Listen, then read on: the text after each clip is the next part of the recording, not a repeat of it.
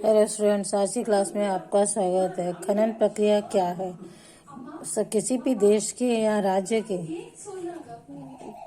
सरकार जो है वह किन किन स्थानों पर कितने ही प्रकार के खनिज या कहाँ कहाँ खनिज के निक्षेप है अर्थात जमाव है, उसे भूवैज्ञानिक जो है सर्वेक्षण के द्वारा पता करते हैं और उसकी रिपोर्ट जो है सर्वेक्षण विभाग भूवैज्ञानिक सर्वेक्षण विभाग को देते हैं और उसके माध्यम से सरकार ऐसे खनिज निक्षेपित भूमियों की नीलामी करती है और इस नीलामी की प्रक्रिया में कई कंपनियां हिस्सा लेती हैं और उसके अनुसार उन्हें ठेका दिया जाता है और इस प्रक्रिया के अनुसार उन्हें ठेका भी या लीज पर दिए मिलती है ज़मीन, जिससे कि वह खनिज उत्खनन का कार्य का अधिकार प्राप्त होता है।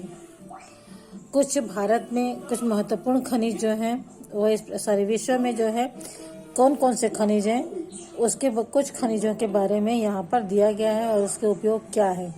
वैसे तो विश्व में 3000 से भी अधिक खनिज पाए जाते हैं। ये सभी खनिज हमारे जीवन में बहुत ही महत्वपूर्ण है।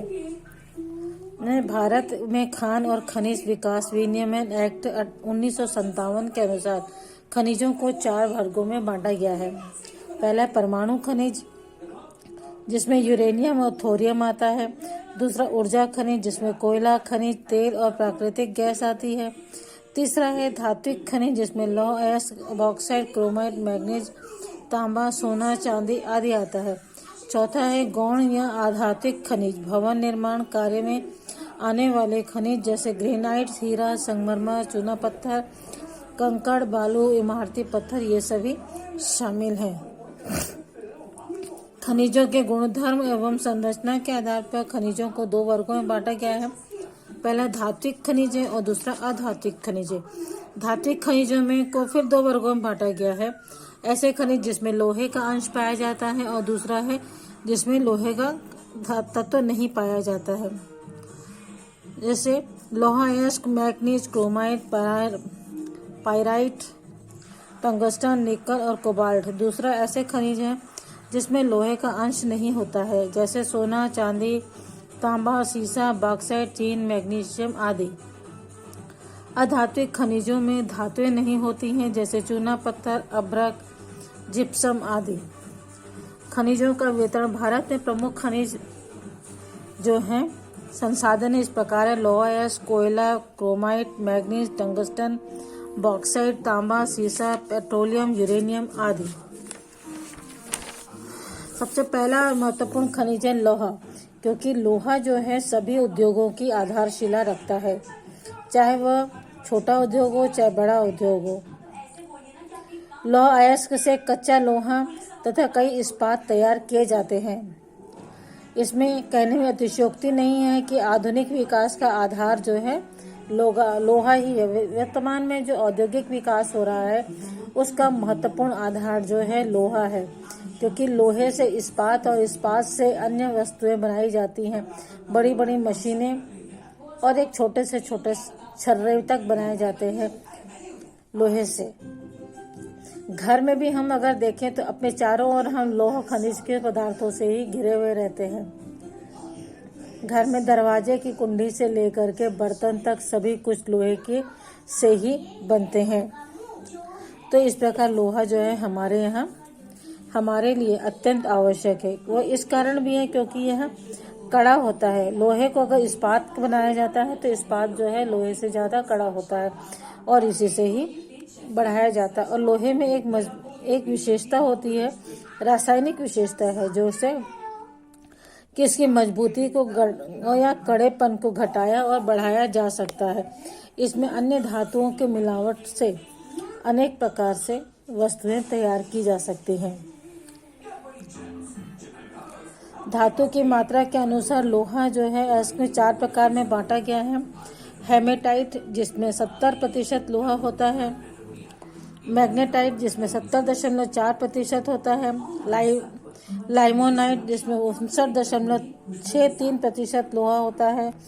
और सिंडेराइट, जिसमें 48.2% लोहा होता है। भारत में अधिकांश भंडार जो हैं हेमेटाइट और मैग्नेटाइट प्रकार के लोहे के, यानी सबसे अच्छे प्रकार के लोहे जो है वह भारत में पाए जाते हैं।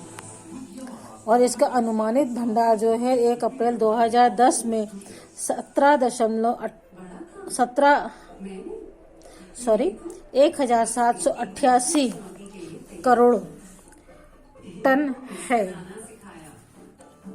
इस छत्तीसगढ़ में 26,476 मिलियन टन लोहा अयस्क के भंडार हैं, जो देश के लगभग 18.67% के बराबर है।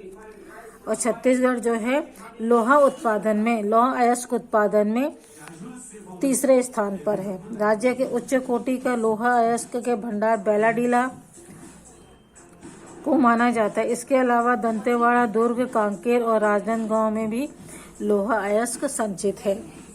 इसके पश्चात है मैग्नीज प्रमुख उपयोग लोहा इस्पात के साथ उद्योग में किया जाता है। यहाँ उसे लोहे के साथ मिलाकर इस्पात तैयार किया जाता है और इस्पात में 12 से 14% मैग्नीज होता है। लगभग सारे मैग्नीज का उपयोग लोहा इस्पात उद्योग में ही किया जाता है, क्योंकि मैग्नीज इस्पात जो है अधिक मजबूत और कठोर होता है और घर्षण सहने की इसमें शक्ति होती है। मैग्नीज इस्पात का उपयोग क्रशर जैसी मशीन बनाने में भी होता है। क्रशर चट्टान को पीसकर अलग अलग प्रकार की गिट्टी बनाता है। क्रशर हॉपर, इसके बारे में आपने 8वीं कक्षा में पढ़ा होगा, नहीं,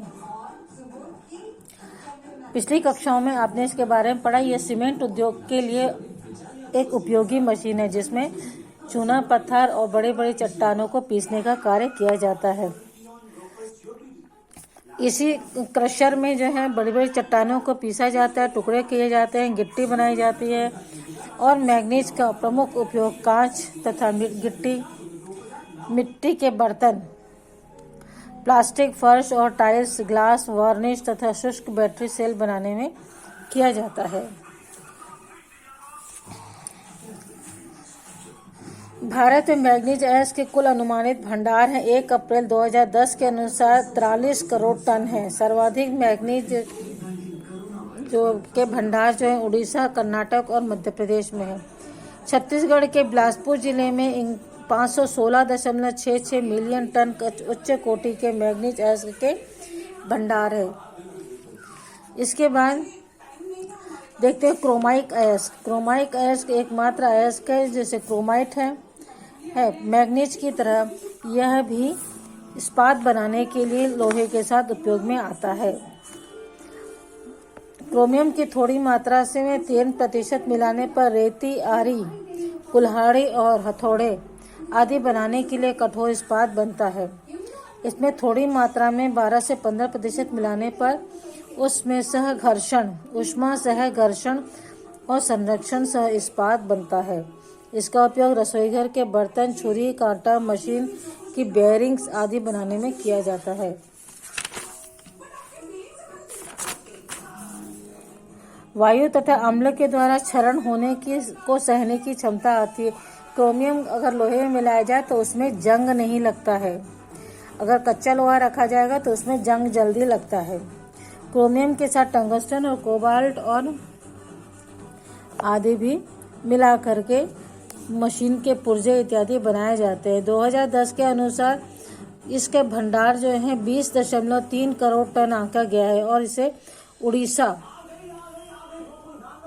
में भारत का क्रोमियम का सर्वाधिक भंडार है। ये विशेषकर सुकिंदा घाटी, कटक और जजपुर जिलों में पाया जाता है। इसके बाद है टंगस्टन। ये आधुनिक धात्विक उद्योग में मिश्रित इस्पात, अलाय स्टील बनाने में टंगस्टन का विशेष महत्व है। इसके उपयोग से इस्पात में मजबूती और कठोरता, घर्षण और धक्का सहने की शक्ति आती है। टंगस्टन मिश्रित स्टील का उपयोग उच्च श्रेणी के काटने वाले उपकरणों में तथा पत्थर छिद्रक उपकरणों में किया जाता है। टंगस्टन का उपयोग किया जाता है क्योंकि इसमें विद्युत प्रवाह को सहने की क्षमता अधिक होती है। अब विद्युत प्रकाश को बदलने में इसकी क्षमता इतनी अधिक होती है कि वह फिलामेंट के लिए इसका विकल्प नहीं ढूंढा जा सका है। टंगस्टन धातु से बल्ब के अंदर की जो फिलामेंट से उसको बनाया जाता है। और यह जो है राजस्थान, पश्चिम बंगाल, महाराष्ट्र आदि में, कर्नाटक में पाया जाता है। इसके अलावा तांबा यानी कॉपर है, इसका उपयोग भी इस्पात उद्योग में मिश्रण के लिए किया जाता है। इसे मिश्रित टीन के साथ मिश्रण करके कांसे का उपयोग किया जाता है। कांसा बनता है जिसके बर्तन, सिक्के इत्यादि बनाए जाते हैं, उपकरण बनाए जाते हैं, तारें बनाई जाती है, विद्युत तार इत्यादि बनाई जाती है। तांबे का धातु का उपयोग जो टेलीफोन, रेडियो, रेल उपकरण, हवाई जहाज, जल जहाज, रेफ्रिजरेटर, घरेलू उपयोग के में बनाया जाता है। इसके जो भंडार हैं 2010 के अनुसार 155 करोड़ टन आंका गया है। फिर भी भारत में तांबा उत्पादन अपेक्षाकृत कम है। मांग की अधिकता के कारण इसका आयात होता है। और यह है तांबा जो है अधिकतम झारखंड, मध्य प्रदेश, राजस्थान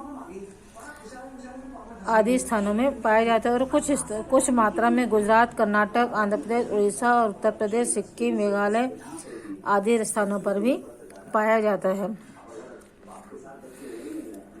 मध्य प्रदेश के बालाघाट जिले में स्थित मलासखंड तांबा की खान जो है देश में प्रसिद्ध है। इसके साथ है सीसा। सीसे का उपयोग वर्तमान समय परिवहन, संचार और बिजली उत्पादन में होता है और यह भारी, नरम, लचीला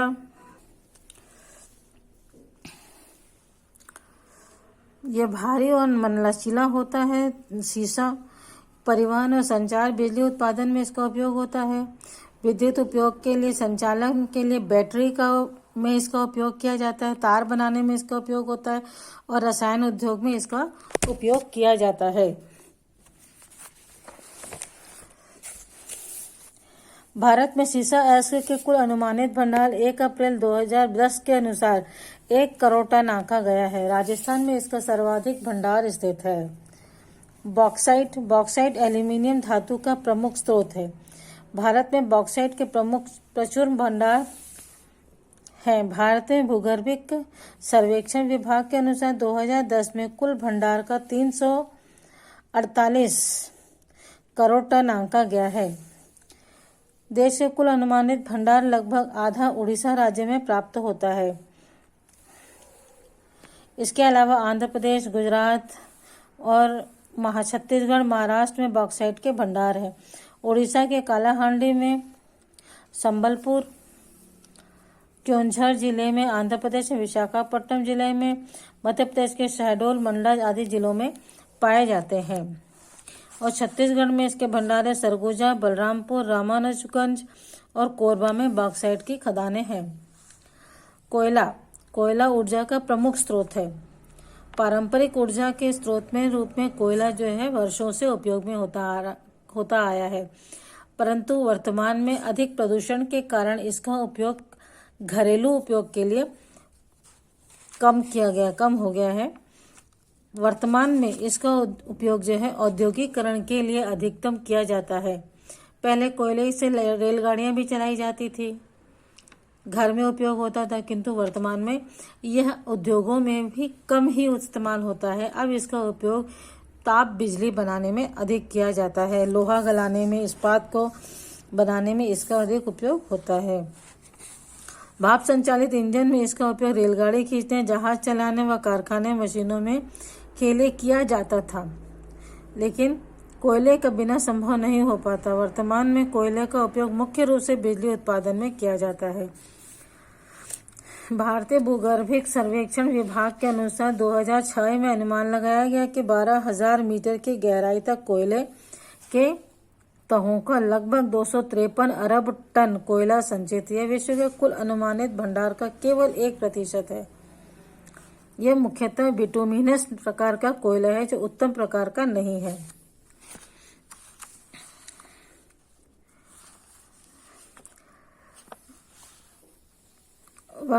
कार्बन की मात्रा 55% इस कोयले में अधिक है। बिटुमिनस कोयला जो है, इसमें कार्बन की मात्रा और नमी की मात्रा अधिक होती है।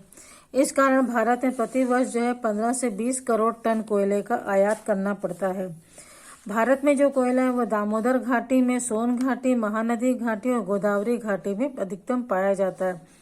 पेट्रोल पेट्रोलियम आधुनिक युग का सबसे महत्वपूर्ण ऊर्जा का स्रोत पेट्रोलियम है, लेकिन प्लास्टिक और खाद जैसे रासायनिक उद्योगों में इसका बहुतायत से उपयोग किया जाता है। भारत में 2015 में लगभग 4 करोड़ टन पेट्रोलियम पदार्थ उत्पन्न किया गया, जो कुल उपयोग का 1/4 से कम है। इस कारण भारी मात्रा में पेट्रोलियम पदार्थ जो है हमें बाहर से मंगवाना पड़ता है। और 2015 में 19 करोड़ टन पेट्रोलियम और उससे बनी वस्तुएं आयात की गई थी। हमारे सकल घरेलू उत्पाद में लगभग 5% इस आयात में लगता है, जो कि बहुत अधिक है। बाहर से जो हम आयात करवाते हैं पेट्रोलियम पदार्थ यानी खनिज तेल जो आयात करवाते हैं, वह हमारे पूरे सकल घरेलू उत्पाद का 5% जो है इस में जाता है, जो सबसे अधिक है। और इसे कम करने के प्रयास किए जा रहे हैं। किस प्रकार प्रयास किए जा रहे हैं कि विभिन्न स्थानों में कितने खनिज तेल का भंडार हमें प्राप्त हो सके, यह प्रयत्न किए जा रहे हैं। 1890 में डिगबोई में कारखाना लगा, जो कि असम घाटी में तेल के कुआं प्राप्त हुआ था। उसमें 1890 में डिगबोई में इसके लिए एक रिफाइनिंग प्लांट लगाया गया था। उसके बाद 1893 में यही पेट्रोलियम को साफ करने के लिए तेल शोधक कारखाना भी खोला गया था। 1899 में असम आयात कंपनी की स्थापना की गई और अन्य क्षेत्रों पेट्रोलियम खोजने का प्रयास किया गया। और 1953 में नहर कटिया क्षेत्र में खोज हुई। 1960 में गुजरात में अंकलेश्वर क्षेत्र में खनिज तेल के भंडार प्राप्त हुए। 1961 पेट्रोलियम खोजने का काम काफी तेज किया गया और गुजरात के विभिन्न क्षेत्रों में पेट्रोलियम क्षेत्रों का पता लगा।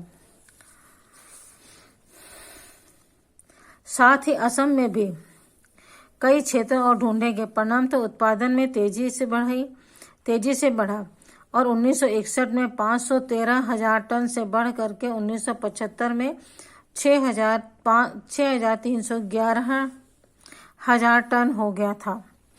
तट के निकट अपतटीय समुद्र में खुदाई से 1970 में गुजरात के अलियाबेट में प्रारंभ हुआ